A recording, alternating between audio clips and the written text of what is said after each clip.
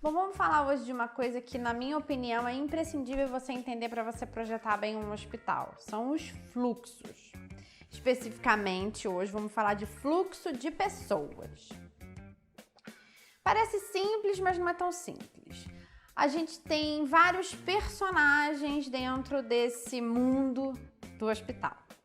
Então, nós temos o paciente, claro, primeiro. Mas o paciente, você tem, vamos dizer assim, 3 tipos de pacientes. Você tem o paciente que entra pela emergência, urgência.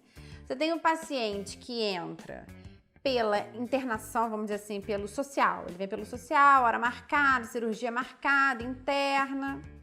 E você tem o paciente ambulatorial, mas nem todos os hospitais têm esse setor ambulatorial, que aqui na minha explicação quer dizer hora marcada, consulta marcada, exame marcado. Isso normalmente é tarefa das clínicas, mas alguns hospitais têm isso. Então você precisa entender se você tiver esse setor no seu projeto. Normalmente o paciente ele está acompanhado.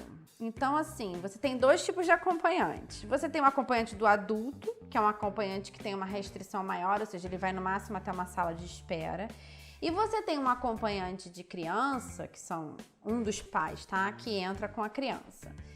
E ela frequenta praticamente o mesmo lugar que qualquer paciente frequenta, exceto o centro cirúrgico, né? O pai e a mãe não entram no centro cirúrgico, mas tirando isso, ele vai a todos os lugares que a criança for. Você tem o visitante. O visitante é diferente do acompanhante. Por quê? O visitante tem aquele horário ali, ele realmente vai ali para visitar. Ele entra pelo hall social, normalmente. Já o acompanhante, ele pode entrar pela espera da emergência, ele pode também entrar pelo hall social, mas nos hospitais particulares, por exemplo, eles podem pernoitar.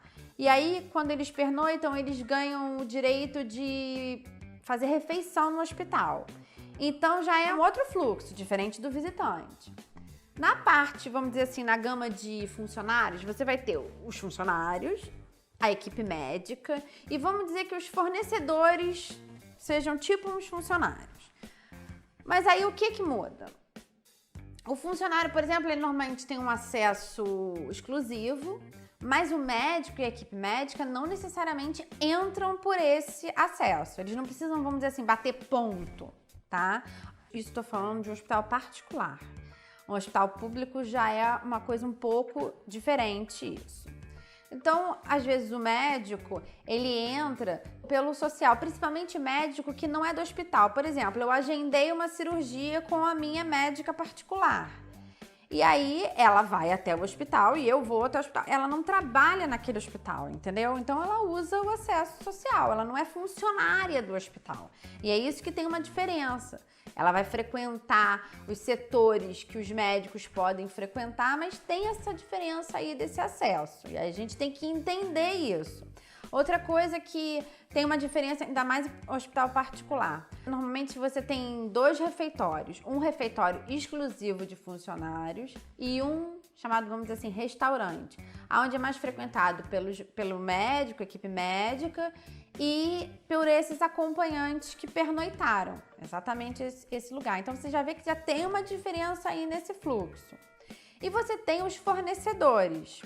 Bom, você tem aquela parte assim, entregador, né, que vai entregar material, alimento, medicamento. E você tem alguns fornecedores, que são os terceirizados, que vão, por exemplo, consertar um equipamento. Eles entram no hospital como se eles fossem uns visitantes.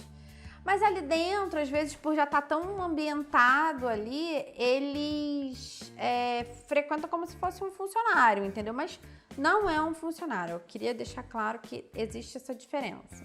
Então, você precisa entender o que cada uma dessas pessoas fazem aí dentro, como elas circulam, porque você também precisa, muitas vezes, criar barreiras. É o caso do vestiário de barreira, de anticâmeras e às vezes assim de umas portas em determinadas circulações, de uma catraca, por exemplo. Ah, e tem uma outra circulação que eu tinha esquecido, que é das pessoas que morreram. É terrível falar sobre isso, mas a gente tem que pensar também nesse fluxo, entendeu? Primeiro porque causa um impacto nas pessoas.